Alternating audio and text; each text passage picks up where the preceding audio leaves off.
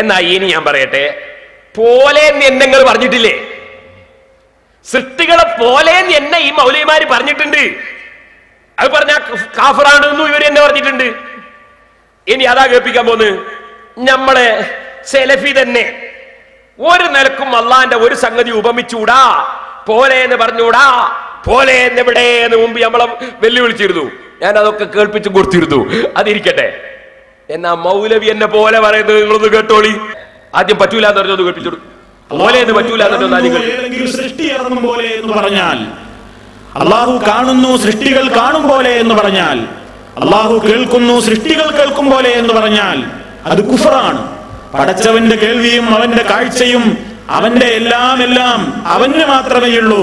അത് മറ്റൊരാളോട് തുല്യപ്പെടുത്താനോ ഉപമിക്കാനോ സാദൃശ്യപ്പെടുത്താനോ പറ്റിയതല്ല. കൃത്യമായി വിശദീകരിച്ചു. മൻ ശബ്ബഹല്ലാഹ ബിഖൽഖിഹി ഫഖദ് കഫറ. ആരെങ്കിലും അള്ളാഹുവിനെ അവന്റെ സൃഷ്ടികളോട് സാദൃശ്യപ്പെടുത്തിയാൽ ഫഖദ് കഫറ, അവൻ കാഫിറായി പോയി. ഓർച്ചല്ലോ, വിഷയം ഓർച്ചല്ലോ. വെച്ചു കൊടുക്കുവാനെ മൗലവിന്റെ വേറൊരു മൗലവിയാണ്. കുട്ടികൾ പന്തെറിയുന്നത് പോലെ ഈ ആകാശങ്ങളെ അള്ളാഹു എറിയും. നിങ്ങൾ കണ്ടില്ലേ അള്ള എറിയുന്ന കോലം? കണ്ടില്ലേ അള്ള എറിയുന്ന കോലം മൗലവി കാണിക്കുന്നത്? കണ്ടില്ലേ? കുട്ടികൾ പന്തെറിയും പോലെ ഇങ്ങനെയാ കാണിക്കുന്നത്. അപ്പൊ പോലെ എന്ന് പറഞ്ഞാൽ കാഫിറാണ് എന്നല്ലേ മൗലവി പറഞ്ഞത്? നിങ്ങളെ നേതാവ് ഹനീഫ മൗലവിയാ പറഞ്ഞത്. ഞാൻ ചോദിക്കട്ടെ, നിങ്ങളെ ഭാഷ പ്രകാരം ആരെങ്കിലും അള്ളാഹുവിനെ അവന്റെ സൃഷ്ടികളോട് സാദൃശ്യപ്പെടുത്തിയാൽ ഫഖദ് കഫറ, അവൻ കാഫിറായി പോയി. നിങ്ങൾ ഫഖദ് കഫറ എന്ന് നിങ്ങൾ പറഞ്ഞത് പ്രകാരം, നിങ്ങളെ അർത്ഥപ്രകാരം ഞാൻ ചോദിക്കട്ടെ, അതേ ഈ ഹനീഫ മൗലവിന്റെ പറഞ്ഞതനുസരിച്ച് കുട്ടികൾ പന്തെറിയും പോലെ അള്ള എറിയും എന്നയാൾ കാണിച്ചില്ലേ? അയാൾ പറഞ്ഞില്ലേ പോലെ എന്ന് പറഞ്ഞാൽ കാഫിറാണെന്നല്ലേ നിങ്ങൾ തന്നെ പ്രസംഗിച്ചത്? ഇനി അതാ നമ്മള് മൗലവി തന്നെ പറയുന്നു, ഒന്ന് കേൾപ്പിക്കുമോനെ. നാം ഒരു ധർമ്മം ചെയ്താൽ അള്ളാഹു അത് സ്വീകരിക്കുന്നു. അവന്റെ വലത് കൈ കൊണ്ട് അവനത് വാങ്ങുന്നു. എന്നിട്ട് അതിനെ അവൻ വളർത്തി പരിപാലിച്ചുണ്ടാക്കുന്നു. ലിഅഹദിക്കും, നിങ്ങളിൽ ഒരാൾക്ക് വേണ്ടി. കമാ യുറബ്ബി അഹദുക്കും മുഹ്റഹു, ഒരാൾ തന്റെ ഒട്ട കുതിരക്കുട്ടിയെ എപ്രകാരം വളർത്തി പരിപാലിച്ച് വലുതാക്കുമോ, അതേപോലെ അല്ലാഹു നിങ്ങൾ നൽകുന്ന എത്ര തുച്ഛമായ സ്വതക്കയാണെങ്കിലും ഒരു ഉരുള അള്ളാഹുവിന്റെ ദീനിന്റെ മാർഗത്തിൽ നിങ്ങൾ സംഭാവന ചെയ്യുന്ന ഒരു പിടി ഭക്ഷണം അത് ഉഹദ് മലയോളമാക്കി തീർക്കുന്നു പടച്ച തമ്പുരാൻ. കേട്ടോ, നിങ്ങളിൽ ഒരാൾ കുതിരക്കുട്ടിയെ വളർത്തുന്നത് പോലെ പടച്ചവൻ വലത്തെ കയ്യിൽ വാങ്ങിയിട്ട് വളർത്തു മൗലവി പറഞ്ഞതാ. അപ്പൊ എന്തായി? സൃഷ്ടികളെ പോലെ നായില്ലേ മൗലവി? നിങ്ങളല്ലേ പറഞ്ഞ സൃഷ്ടികളെ പോലെ എന്ന് പറഞ്ഞാൽ കാഫിറാവും. അള്ളാഹുവിന്റെ ഏത് വിശേഷണങ്ങൾ പറയുകയാണെങ്കിലും ഇന്നത് പോലെ എന്ന് രൂപം പറയാൻ പാടില്ല, ഉപമിക്കാൻ പാടില്ല, മറ്റൊന്നിനോട് സാദൃശ്യപ്പെടുത്താനും പാടില്ല. ആരെങ്കിലും അള്ളാഹുവിനെ അവന്റെ സൃഷ്ടികളോട് സാദൃശ്യപ്പെടുത്തിയാൽ ഫഖദ് കഫറ, അവൻ കാഫിറായി പോയി. മൗലവി എന്തായി പറഞ്ഞതനുസരിച്ച് എനിക്ക് കേൾക്കണോ? വിവരമില്ലാത്തവരും മതം പറയരുതെന്ന് പറഞ്ഞത് ഇതുകൊണ്ടാണ്.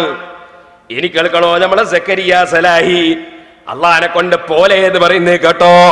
ഞാൻ പറഞ്ഞിട്ടില്ലേ, നാദാപുരത്ത് സർവ്വ മൗലവിമാരും ഇവിടെ നിന്ന് പിടിച്ചു കെട്ടും. കുട്ടികൾ പന്തെറിയുന്നത് പോലെ അല്ലാഹു ഭൂമിയെ എറിയുന്നതാണ്. കേട്ടില്ലേ? കുട്ടികൾ പന്തെറിയും പോലെ അള്ള എറിയുന്നതാണ്. സൃഷ്ടികളെ പോലെ എന്ന് പറഞ്ഞാൽ ഫഖദ് കഫറ എന്ന് നേരത്തെ സലഫി പറഞ്ഞില്ലേ? അപ്പൊ മൗലവിമാരെ, നിങ്ങളെ അവസ്ഥ എന്താണെന്ന് അനുയായികൾക്കൊന്ന് വിശദീകരിച്ചു കൊടുക്കൂ. അള്ളാഹുവിന്റെ ഏത് വിശേഷണങ്ങൾ പറയുകയാണെങ്കിലും ഇന്നത് പോലെ എന്ന് രൂപം പറയാൻ പാടില്ല. ഒരാൾ തന്റെ ഒട്ട കുതിരക്കുട്ടിയെ എപ്രകാരം വളർത്തി പരിപാലിച്ച് വലുതാക്കുമോ, അതേപോലെ അള്ളാഹു ഉപമിക്കാൻ പാടില്ല. കുട്ടികൾ പന്തെറിയുന്നത് പോലെ ഈ ആകാശങ്ങളെ അള്ളാഹു എറിയും. മറ്റൊന്നിനോട് സാദൃശ്യപ്പെടുത്താനും പാടില്ല. കുട്ടികൾ പന്തെറിയുന്നത് പോലെ അല്ലാഹു ഭൂമിയെ എറിഞ്ഞു കളയുന്നതാണ്. അള്ളാഹ്ക്ക് വലത്തുണ്ട് കൈ രണ്ട്, ഇടത്ത് കൈയില്ല എന്ന് പറഞ്ഞിട്ട് പടച്ചവനെ വികലാങ്ങനെ പോലെ പറഞ്ഞവരല്ലേ നിങ്ങള്? ഞങ്ങളെ വിശ്വാസം മുസ്ലിമീങ്ങൾക്കറിയാം. അല്ലാഹു അവയവങ്ങൾ ഉള്ളവനല്ല, അവൻ അവയവത്തിന്റെ ആവശ്യമില്ല. അള്ളാഹ്ക്ക് സ്ഥലത്തിന്റെ ആവശ്യമില്ല. അല്ലാഹ് സ്ഥലകാലതീതനാണ്. അവൻ ഇറങ്ങലും കയറലുമില്ല. അതൊക്കെ സൃഷ്ടികളുടെ പ്രത്യേകതകളാണ്.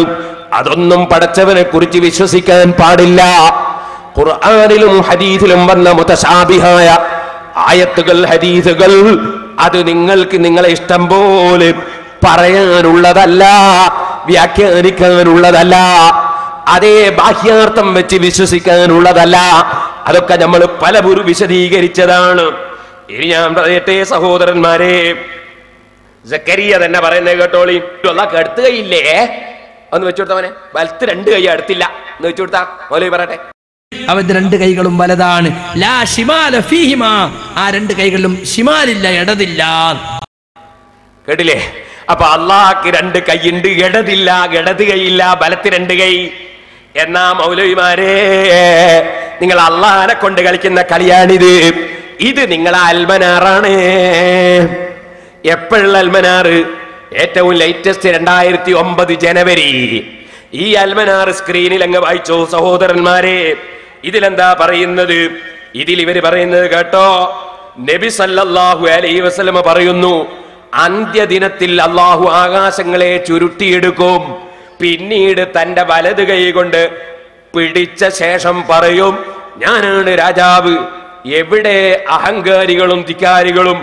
ശേഷം ഭൂമിയെ തന്റെ ഇടത് കൈ കൊണ്ട് ചുരുട്ടിപ്പിടിക്കും. അപ്പൊ ഇവര് അൽമനാറിൽ പറയുന്ന അള്ളാഹ്ക്ക് ഇടത് കൈയുണ്ട്, അതിൽ ഭൂമി ചുരുട്ടിപ്പിടിക്കും. സക്കരിയ സലായി പറയുന്ന അള്ളാഹ്ക്ക് ഇടത് കൈയില്ല. ഞങ്ങൾ അൽമനാറ് വിശ്വസിക്കണോ, സക്കരിയാനെ വിശ്വസിക്കണോ, അല്ലെങ്കിൽ രണ്ടും വലിച്ചെറിയണോ?